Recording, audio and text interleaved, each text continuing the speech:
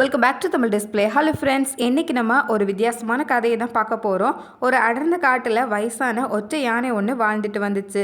ஒற்றை யானைகள் ரொம்ப கோவமாக இருக்கும் அப்படிங்கிறதுனால மற்ற விலங்குகள் அதுக்கு பக்கத்தில் போகிறதுக்கே பயப்படுமா. ஒரு நாள் அந்த ஒற்றை யானை நடந்து நடந்து சோர்ந்து போனதுனால ஒரு இடத்துல அப்படியே படுத்துடுச்சான். ஒரு நாள் 2 நாள் இல்லை, ஒரு வாரம் ஒரே இடத்துல படுத்து கிடந்துச்சு அந்த யானை. அந்த சமயத்தில் ஒரு நாள் காட்டுக்குள்ளே பயங்கரமாக மழை பெஞ்சுதான். மற்ற விலங்குகள் மரத்தடிகளில் ஒதுங்கி நின்றுக்குச்சு. ஆனால் அந்த ஒற்றை யானையால் அப்படி செய்ய முடியல.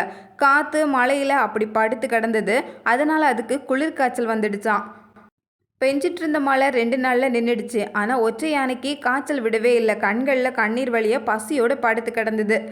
மழை நின்னதுனால சின்ன சின்ன பூச்சிகள்லேருந்து பெரிய விலங்குகள் வரைக்கும் இரை தேட வெளியே வர ஆரம்பிச்சுதான். அதில் பிங்க் கலர் வண்ணத்து பூச்சியும் ஒன்று ரொம்ப அழகாக இருந்தது. பூக்கள்லேருந்து தேனை குடிச்சிட்டு இருந்த அதோட கண்களில் காய்ச்சலோடு படுத்து கிடக்கிற இந்த ஒற்றை யானை பட்டுச்சு. முதல்ல யானையை பார்த்து பயந்து போச்சு இந்த வனத்து பூச்சி. அப்புறம் தைரியத்தை வரவழைச்சிக்கிட்டே யானை பக்கத்தில் போய் அது காய்ச்சலில் நடுங்கிக்கிட்டு இருக்கிறத பார்த்த வண்ணத்து பூச்சி மெதுவாக அதை தொட்டு பார்த்துச்சு தான். உடம்பு கொதிச்சிட்டு இருந்துச்சு. பல நாட்கள் சாப்பிடாததால யானையோட வயிறு ஒட்டி போய் கிடந்துச்சு. இந்த யானையோட சூழ்நிலையை புரிஞ்சுக்கிட்ட வனத்து பூச்சி குரங்குகள் கிட்ட போய், குரங்கு அண்ணன்களே, ஒரு ஒற்றையான பசியோட காய்ச்சலோடையும் படுத்து கிடக்குது, நீங்கள் கொஞ்சம் பழங்கள் பறித்து தர முடியுமா அப்படின்னு கேட்டுச்சான். சரின்னு சொன்ன குரங்குகள் நிறைய வாழைப்பழங்கள் இருக்கிற ஒரு கொலையை பறிச்சு வனத்து பூச்சிக்கிட்ட கொடுத்து அனுப்பிச்சான். அந்த பழங்களை தன்னோட மெல்லிய கால்களால் தூக்க முடியாம தூக்கிட்டு வந்து யானையோட பக்கத்துல வச்சது இந்த வனத்து பூச்சி. உடம்பு சரியில்லாத இந்த யானையால் பழங்களை சாப்பிடவும் முடியல. என்ன பண்ணுறதுன்னு கொஞ்ச நேரம் யோசித்த வண்ணத்து பூச்சிக்கு டக்குன்னு ஒரு ஐடியா தோணுச்சு தான். உடனே அந்த காட்டில் இருக்கிற வயசான கரடியை போய் பார்த்துச்சு. கரடி தாத்தா, அங்கே ஒரு யானைக்கு காய்ச்சலில் உடம்பு கொதிக்குது, பாவம், அதால் பழங்களை கூட சாப்பிட முடியல, உங்களால் அதுக்கு மருந்து தர முடியுமான்னு கேட்டுச்சு. அந்த வயசான கரடி பிங்க் கலர் வண்ணத்து பூச்சி அழைச்சிக்கிட்டே காட்டில் இருக்கிற ஒரு உயரமான மலை மேலே போச்சு தான்.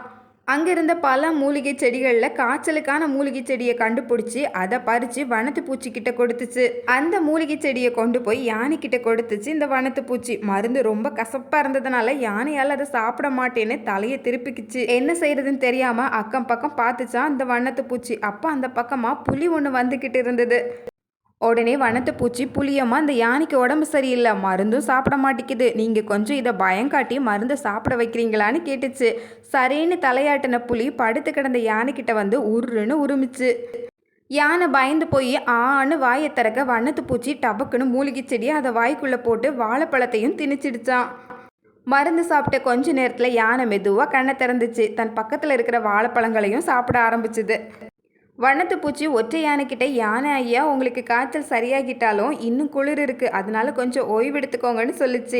யானையும் சரின்னு தலையாட்டுச்சு. ஆனால் குளிரில் அதோட உடம்பு லேசாக நடுங்கிட்டே இருந்துதான். யானையோட நடுக்கத்தை பார்த்த பிங்க் கலர் வண்ணத்து பூச்சி வேகமாக பறந்து மயில்கள் கிட்ட போச்சு. மயில் அக்காங்களே, அங்கே ஒரு யானை குளிரில் நடுங்கிட்டு இருக்கு, நீங்கள் எல்லாம் அங்கே வந்து உங்களோட தோகையால் யானையை போர்த்த முடியுமான்னு கேட்டுச்சு.